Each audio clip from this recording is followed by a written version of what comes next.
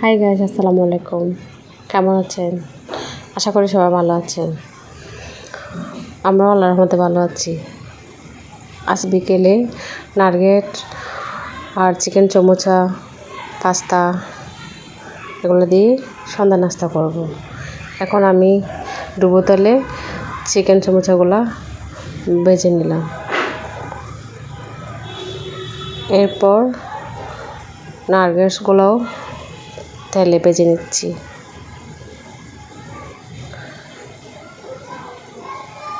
নারকেলগুলোও ভাজা হয়ে গেছে। এখন উঠিয়ে সবগুলা পরিবেশন করতেছি। বিকেলে সবাই মিলে একসাথে নাস্তা করব। আপনারাও চাইলে বাসায় খেতে পারেন সন্ধ্যায়।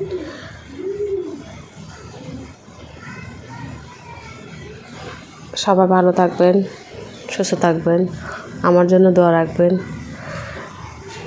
আসসালামু আলাইকুম।